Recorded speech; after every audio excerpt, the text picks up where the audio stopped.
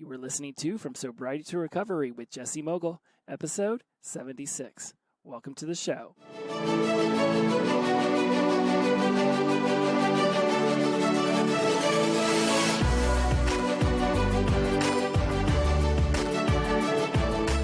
Welcome back to From Sobriety to Recovery. I am your host, Jesse Mogul, and I am in addiction recovery. It is an honor and a pleasure, so appreciative to have you back for another episode. I failed to mention or even recognize that last week was episode 75, and that's just a really cool number. Generally, people celebrate 25 and 50 and 75 and 100, really large, and I totally bypassed that opportunity. But this is actually a really great run of 3 in a row, because 75 being important, like I just said, 76, that to me is the year I was born, so it's a really cool episode to be doing today for you. And the next week will be episode 77, and my favorite number is 7. And I'm just absolutely obsessed with everything sevens, and so it's really cool to have these 3 shows coming up, and I really think I've prepared some amazing content for you.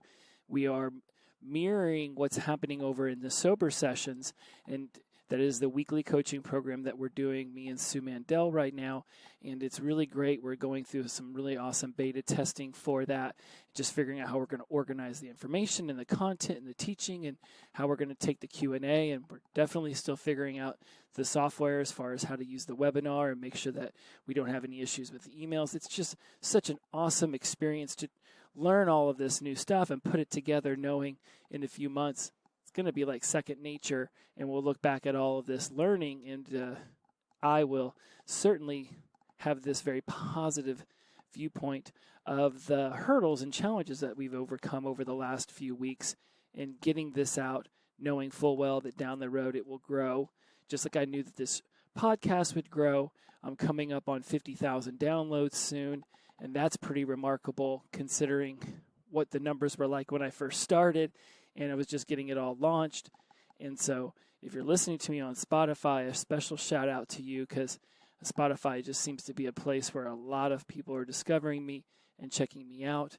If you do have access to iTunes, I would love it if you'd go over there and just leave me a rating and a review, because iTunes doesn't even know I exist half the time. And while I get a lot of listens there, they care about ratings and reviews. All these people with their ratings and reviews. How about lives touched and people guided and awesome positive feedback left on emails and in the Facebook Messenger and in the Instagram DMs? I digress. It is what it is. The algorithm would love it if you go over there and just say hello. And so it's been really awesome putting all of this content together and taking it over into the coaching sessions on Thursday night. So this episode is about impulse control. And again, if you're interested in coming over to the coaching sessions, which are still free and complimentary to everybody, you can go over to my Instagram at From Sobriety to Recovery, and you can go to my bio link and hit Sober Sessions registration. Also, I have a Facebook group I started just for From Sobriety to Recovery because of the sober sessions, and that's on Facebook. Make sure you're at the group and not the page, but if you do go to the page, there's links to the group. So either way, you can find it on social media. Let's talk about impulse control, because it's something that we as addicts supremely lack. And it was my therapist who first turned me on to this idea that as addicts we lack impulse control. And it wasn't just about drinking when she referenced this in me. For me, it was about my workaholicness, my anger management. I have a bit of a temper at times, not 99% of the time, but boy, trigger me just the right way, and I don't get physically angry. I get verbally angry, and I can just lash out and just say some pretty mean things so quickly, I barely know that the words have come out of my mouth. I've also seen this with me at work when I go and talk to the managers and they want to come in and change something. When they gave us face shields and so we had to start wearing those, I acted super annoyed and popped off about it. And about an hour later, I realized it was awesome because I didn't have to wear my mask over my nose anymore because the face shield covered that area. And so I was able to start wearing the mask lower, which actually made my breathing easier. And all of a sudden I was super happy about that. Then when a guest comes up, I can just pull the mask over the nose, no big deal. But when there's no one around, even though we're supposed to be wearing all of our gear, when there's no one around, we're allowed to have the mask below our nose when there's nobody within our vicinity. And so but without the shield, that wouldn't have been possible. And so getting upset about the face shield, ultimately, an hour later, I was happy I had the face shield. That's what impulse control does. It causes us to behave a certain way, and usually, almost always, you know how I feel about definitives, I almost always never use definitives. It tends to be generally that once we've had a chance to settle ourselves down, we realize that whatever got us angry wasn't even that big of a deal. And certainly if we followed through on the anger, the eating, the drinking, the smoking, the sex, the gambling, whatever the vice might be, then here comes the guilt. And we're going to discuss some ways on how to overcome this lack of impulse control, these impulsivities that hit us. But first we're going to discuss why impulse control is so important. Because you have to understand your motivation for your impulsivity. Right now, when you think about where you are impulsive in your life and you have your own reasons and your own knowings, and I won't even begin to try to touch upon all of them, you know what triggers you. And you generally will know why it's triggered you. And so when you start thinking about the motivation, right, we've talked about this before, there's the toward motivation, which, you know, where you're going toward the positive, right, where you're pulling yourself toward the positive, or you're pushing yourself away from the negative. And so positives when it comes to impulse control will be that you will yourself know that you have control over these things, these people, these places, these things, these inanimate objects that have wielded power over you for so long. And when you can say that you have power over the vice, when you can say you have power over the way that person behaves around you, when you can say that you've got your power around that environment, it is such an exciting and exuberant feeling to know that you have stepped into that version of yourself, that the rewards are just, you know, on a spiritual side, like an energetic side, it is just uplifting. And so when you think of motivation and why you should just be moving towards this impulse control, it's because of the positive feedback that you'll be putting into your mind about your ability to control these things. You know, the away towards motivation would say, I want to control my impulses because I don't want to be a drunk. I don't want to be fat. I don't want to have to deal with all the aftermath of me being angry, right? The positive says I control my impulses because then I feel in control. Then I feel healthier because I didn't eat the junk food. I feel better about myself because I didn't drink the alcohol. I didn't do the drugs, right? The positive motivation is when you see the positive aspects of why you want to have impulse control, and the away is whenever you just focus on trying to stay away from the negatives that not having impulse control would bring you.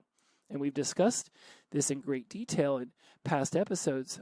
I don't have the toward or away episode off the top of my head, but I know it's there, so go find it in the archives.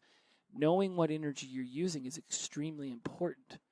Now, impulse control in context, when you start to think about where it might happen, the location, the time, why you want to have impulse control is because it can usually happen, this triggering, in the worst places and at the worst times, right? It'll happen at family functions. It'll happen at work. It'll happen in public. Have you seen some of the people having meltdowns on social media about the masks? That's a lack of impulse control when it comes to anger. An emotionally mature person doesn't freak out on people. Knowing that there's cameras around is secondary. You should just not act that way in general. Integrity is doing what is right even when no one's watching. So if you have this impulse to just throw garbage on the ground at the beach because no one's around, But when people are around, you put it in the trash receptacle, you're not a good person. It's not good when you only do good when other people are around. Your morals and your ethics and your values should be ecological, where you realize that it's not just good for you, but it's good for the tribe, it's good for others, it's good for the whole world in general. So when you think about impulse control in context of the time and the location, being able to withstand any kind of triggering and get yourself under control so that you don't lose it at a birthday, a bar mitzvah, at a wedding. I know we all have a story about making a fool of ourselves at an office Christmas party, at a birthday party, at a wedding, at a guy's night out, at a bachelor party, at a bachelorette party, whatever it might be. We have that. That's impulse control in context, the location and the timing of it. You've got to understand that even just sitting at home and not having impulse control is not good for you. You know, I used to get drunk in my bedroom constantly, and I thought because no one was around to watch me act the fool, it was okay. It's not. Doing it in private isn't any better than doing it in public, but certainly when you do it in public and there's other people around to bear witness, now you have to deal with the aftermath that comes from how you've behaved in front of those people, and that's extremely important whenever you start having to deal with shame and guilt and grief after the fact. So now let's discuss what impulse control is. Easiest way, first and foremost, is just Google impulse control definition, and it comes up as the ability to control impulses, or more specifically, control the desire to act upon them. It's an important factor in personality and socialization. Right? Deferred gratification, also known as impulse control, is an example of this, concerning impulses primarily relating to things that a person wants or desires. So, think about the things that you generally want or desire as an addict. And again, this show should be listened to by everybody. This is not just an addiction show. It's just framed that way because I'm an addict and I gear this towards all of us in addiction recovery, but by no means are the people who aren't in addiction recovery and in sobriety somehow not being affected by this.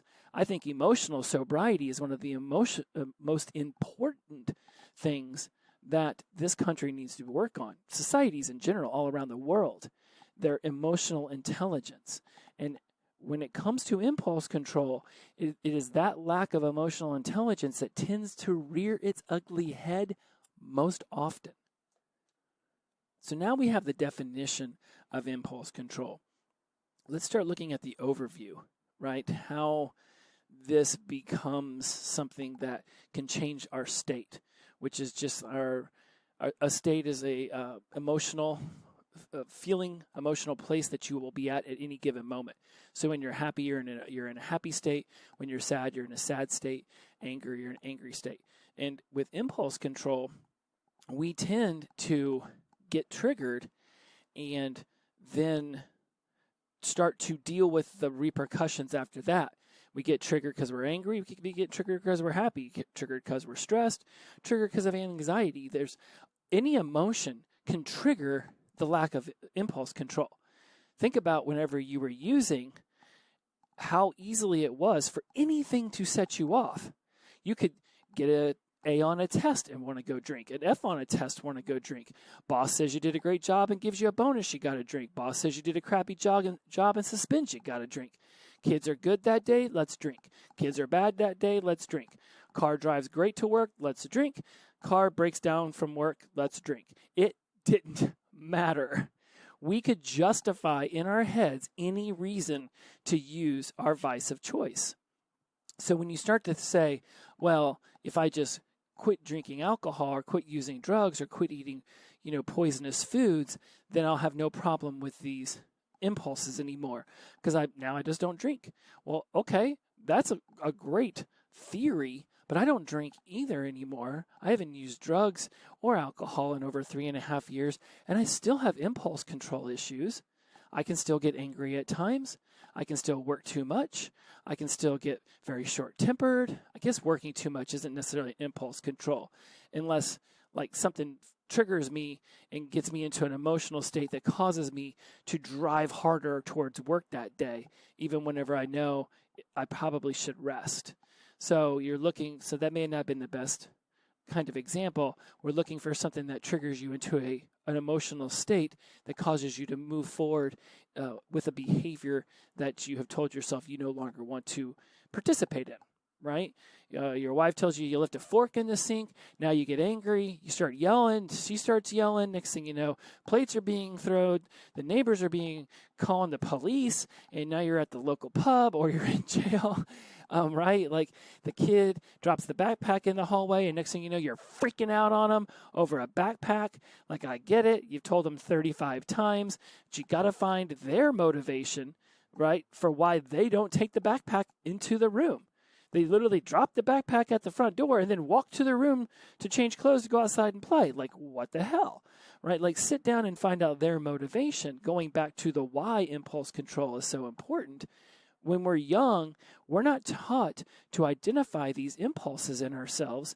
And so we don't mature knowing how to identify them. And then we become adults who don't know how to identify them. And then we become adults who have children. And since we weren't able to identify them, we don't know how to teach children how to identify them. It's this reason why we have literally shaped generation after generation, an entire country, an entire world, based upon a lack of emotional intelligence, a lack of impulse control, because most of us don't have it. And so when we get older and we have children, we don't know how to raise those children with it. So when they see us losing our mind at Walmart about wearing a mask, well, how do you think they're going to behave when they're told to wear a mask at school? They've seen you act this way. And you can tell them, hey, adults can do this, but children can't, all you want. But if you've ever, dropped a profane word in front of a child, and then 20 minutes later, watching them walk around the house going, F, F, F, F, F, F, F, F, like they know they're not supposed to be saying it, and they still do. Just like we as adults know we shouldn't be behaving this way, yet we still do. Right? So when you look at the state change, look at when you get triggered, and what are ways that you can go around that? And we're going to discuss that here in a second with how. So when you think of trigger, it is an internal or external response to a stimuli, right? So when you could have a negative thought, and that could trigger negative feelings, which can trigger negative actions, and then it goes from internal to external. So when you're thinking, well, what's a trigger, Jesse?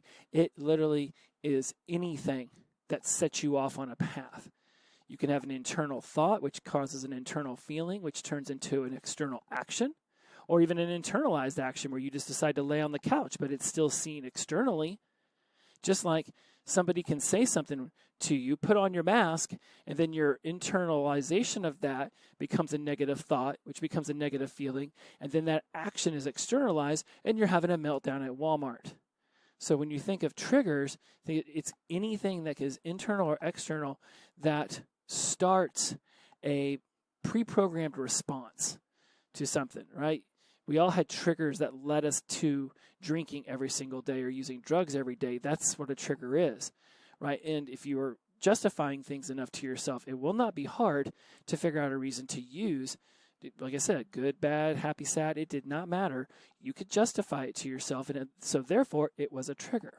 So the trigger is the important thing of all of this, and we'll go through other definitions if I bring other words into this. The history of impulse control goes all the way back to cavemen, where one cave dude walked up to another cave dude and took a stick out of the other cave dude's hand, and then that dude who just got the stick taken from him picked up a rock and bashed the other cave dude on the head. That is the very first recorded time in history where impulse control was an issue. First, one cave dude A took the stick. That was an impulse control issue.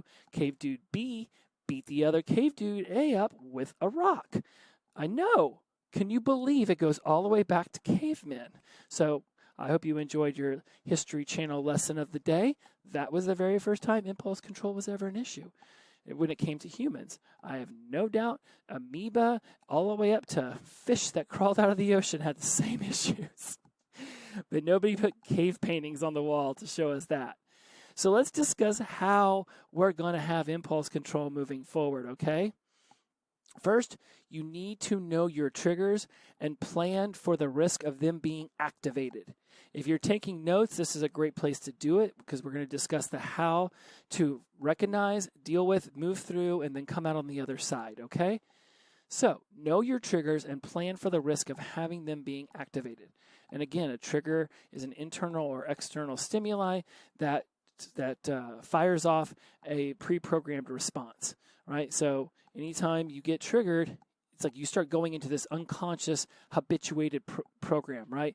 We're really just like sentient beings, but we're also a little bit like robots. We have this unconscious mind that habituates as many of our actions as possible so that we don't have to burn up brain energy trying to figure out how to tie our shoes every day or in what order we should, wash our face and brush our teeth and go to the bathroom and take a shower.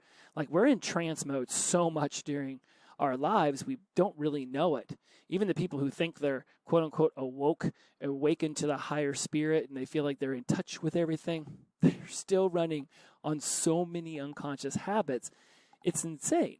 So when you know that you have a trigger, if it's getting an A, getting an F, being late to work, being on time to work, whatever it might be, you know what your trigger is that causes you to get angry, to crave the booze, to crave the drugs, to crave the food, right? Whatever that might look like, you have to know what your trigger is and then have a plan for when it's activated, right? So it's easy to know that if you get scolded about taking out the garbage, that triggers you to be angry, and being triggered to be angry causes you to want to lash out, and lashing out leads to you drinking booze because, hey, F you don't like me leaving the fork in the sink? How about you don't like it when I come home on a frickin' gallon of Jameson? How you like me now? Fork doesn't seem like such a big deal, huh? Right? Like, okay, let's roll it back there, crazy town, and let's talk about this in a more rational way. So, Step 1, know your triggers and plan for the risk of them being activated.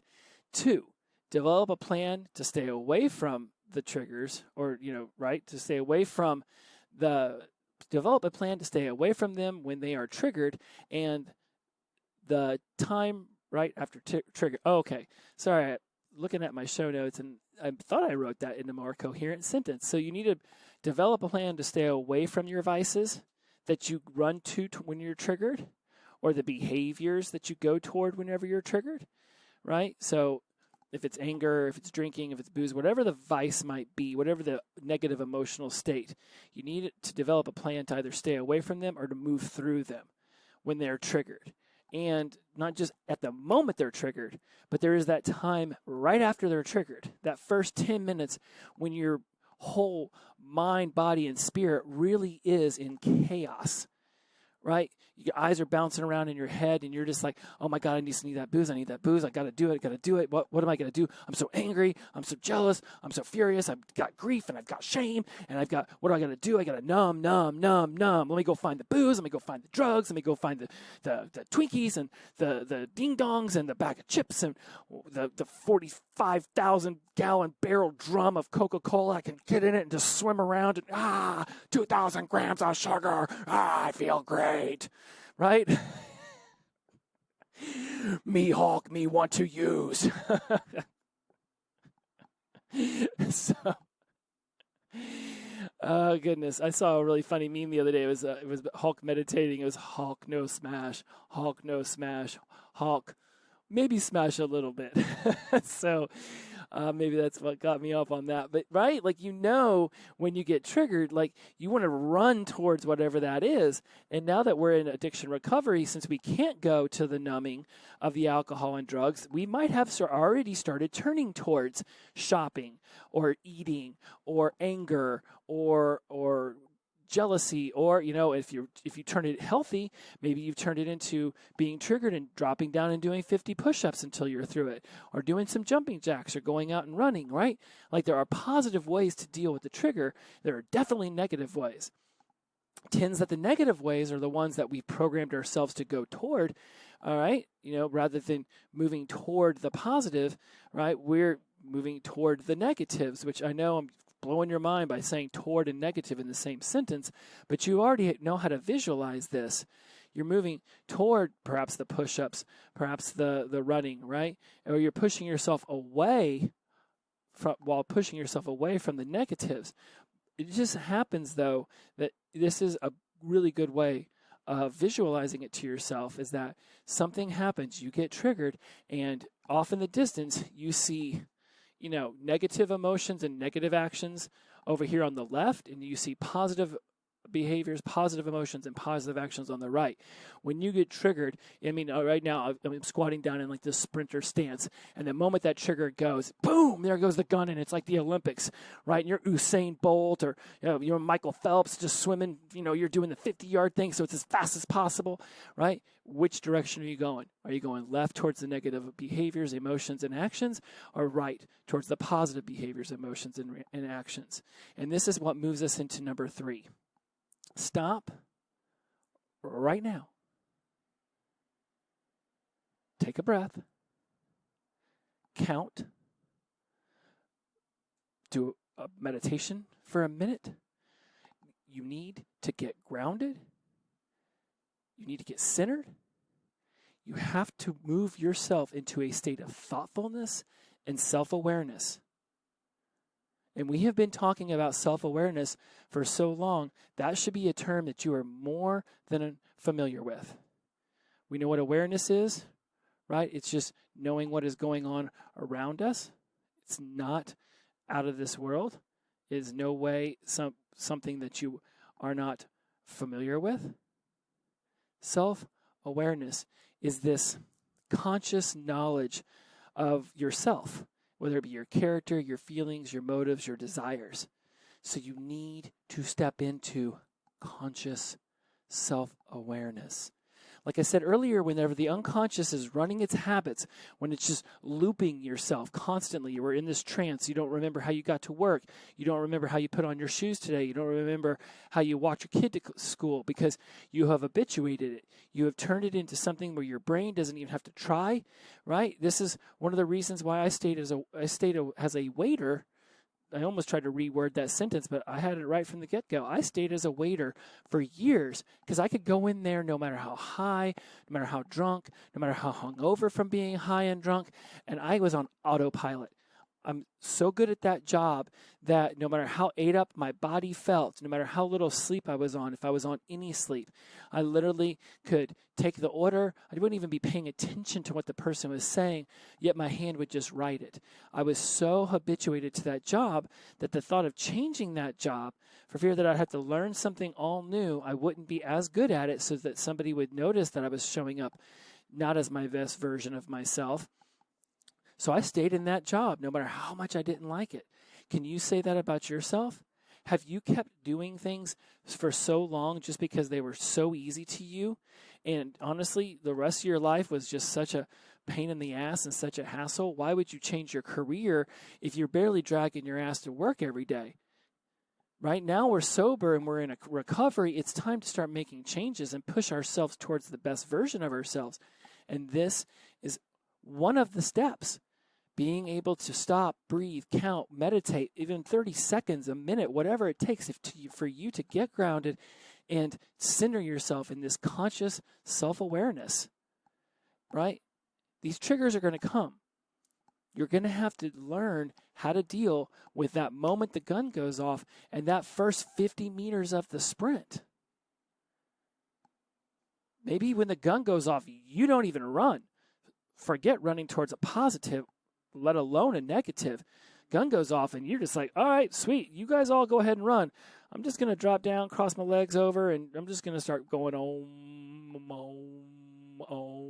bop, bop, bee, bop, right? Like whatever it looks like, whatever it sounds like, you know what can work for you. And if you don't have something in place, I know you've heard to count to 10. And somebody's like, well, count to 10 slow. I don't care if you count to 10 fast, but you do it 35 times. 1, 2, 3, 4, 5, 6, 7, 8, 9, 10. 1, 2, 3, 4, 5, 9, 10. 1, 2, 4, 7, 15. Hell, start rattling off prime numbers if that's what helps you, right? Like just be like 1, 3, 7, 11, 13, 17, like just whatever it takes. Get yourself immediately grounded and centered. I mean, you can Google all the different websites that you want. I certainly have. I've looked into my NLP. I've torn through some of my books. All of them, to a T, have some form of stop and calm yourself as the route to work through this impulse control triggering, okay? What most of them won't say is step 4, and it's something we've discussed here in the past, play it to the credits. Right, a lot of them they have different variations of whatever it is. I mean, I must have gone, like I said, through so much just to make sure I was happy with how I thought of this, and to make sure I was bringing you the best material. Play it to the credits. You've got yourself calm.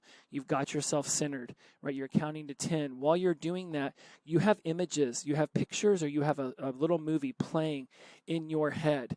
When this is happening, this is your opportunity to decide what it is you want that movie, what you want those pictures to look like.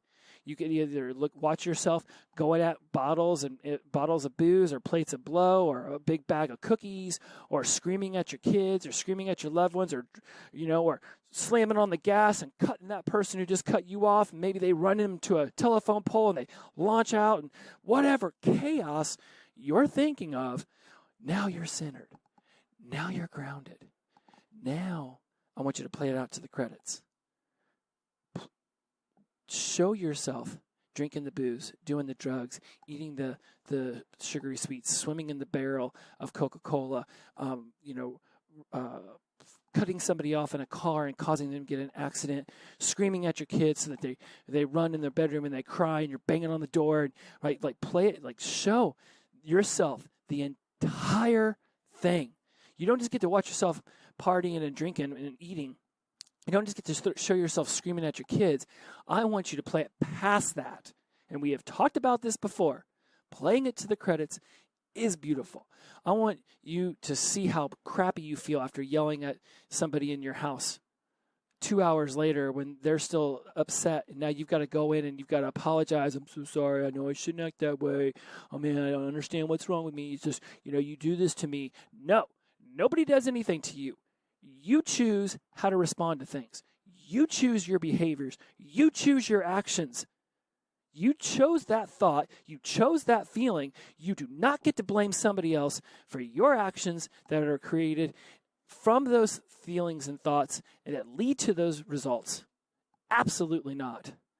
Even if your kid loses their mind over that backpack, even if your boss screams at you like a crazy person, even if you, or whatever it is, I'm tired of coming up with examples.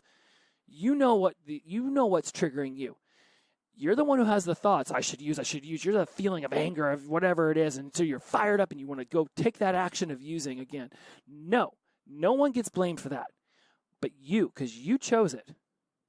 We are taking self-responsibility here. So you play it to the credits and you realize you're the one who has to deal with the aftermath. Now you've reset your clock to 0. Now you've eaten 14,000 calories of ice cream whenever you told yourself you were going to start watching your diet.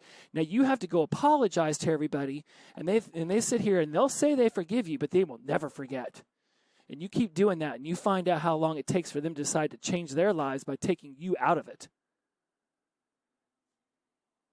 You have to play it to the credits. There is no other way. Because if you don't, you are just lying to yourself.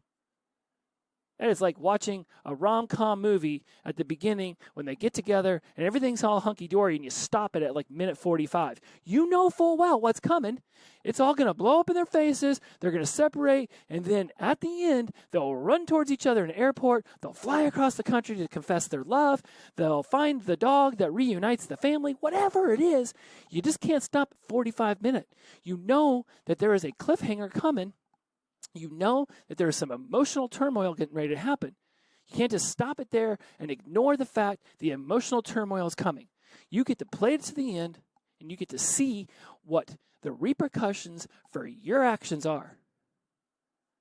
And if you still think that that's okay, then there's a lot more work we need to start talking about. So play it to the credits. Number 5, seek social circle backup. We all know this is important. This is one of the first things that we're taught when we step into meetings. Get a list of people that you're going to call when you're thinking of using.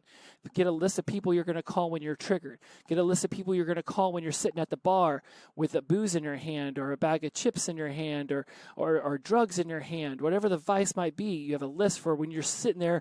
Literally, it's right at your lips. Have a list of people you call when you relapse. Have a list of people you call whenever you need cheerleading. We all know how important it is to have a social circle. Why do you think meetings and groups and therapy and coaches and podcasts and blogs and Instagram and social media are so important to what we're doing here? So get a social circle backup, and this is the key, right? Because when you invite this person in and say, I want to get my anger under control.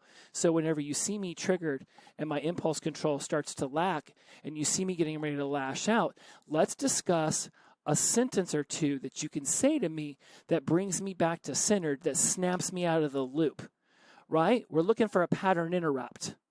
We're looking for something that snaps me out of wanting to use, that snaps me out of wanting to get angry, that snaps me out of wanting to eat, drink, sex, gamble, whatever the vice might be. Something that triggers you to say, hey, stop. Think about what is happening here. Now, the key of this is you need to discuss what that sentence, what that phrase is going to be with your accountability buddy. Because if you just say, hey, if you see me going off the edge, I just say something like, dude, don't go off the edge, right?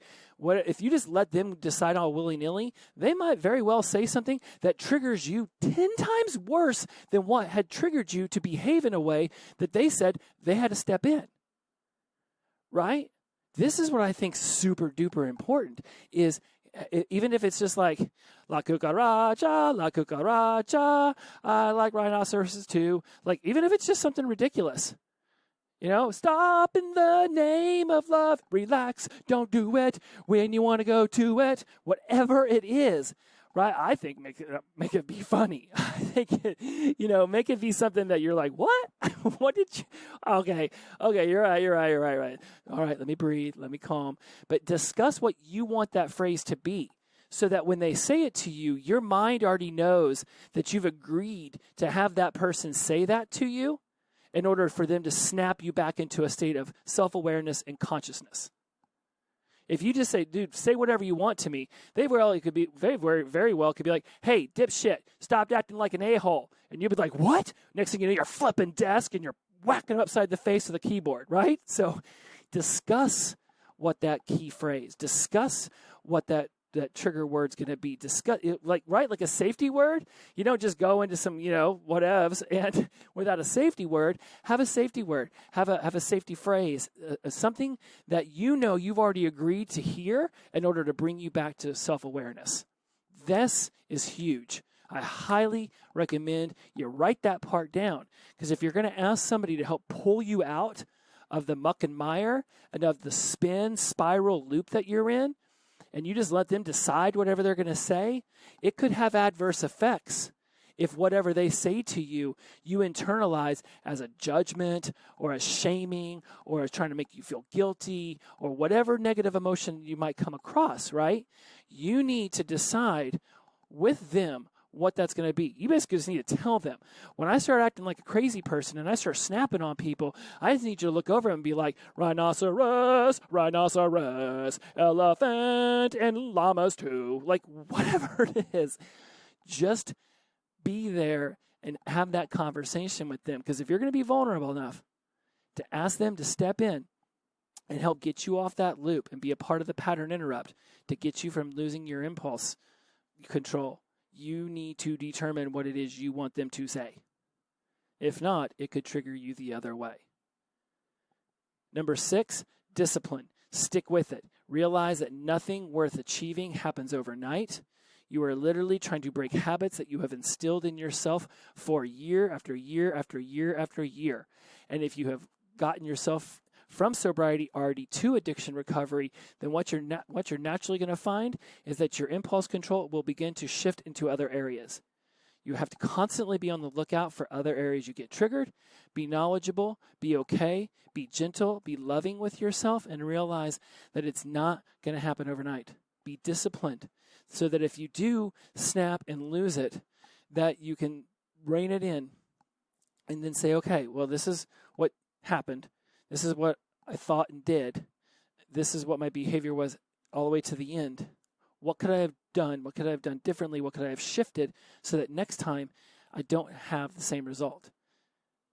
So many of us are beyond the relapse at this point where we're comfortable in our sobriety that we think everything is going to be smooth sailing. And again, I have just as many listeners who are not there. So regardless of where I find you at, whether you're still white-knuckling it in sobriety or you're moving into addiction recovery, none of us are immune to this impulse control, to these issues. And at any point, we can be triggered. So you just have to be mindful of it and realize that even if you get it under control with your anger, it can still show up in your eating habits, in your buying habits, in your dating habits. It can show up anywhere. It is this fluid dance that you are doing with your internal mind to just rein it all in. Like I said before, no matter how self-aware and omnipresent anybody might think they are, there's issues swirling around in there. So be patient with yourself and understand that this is going to take discipline. This is going to take tenacity and kindness to yourself. And that's number 7. We're going to get you out of here on this.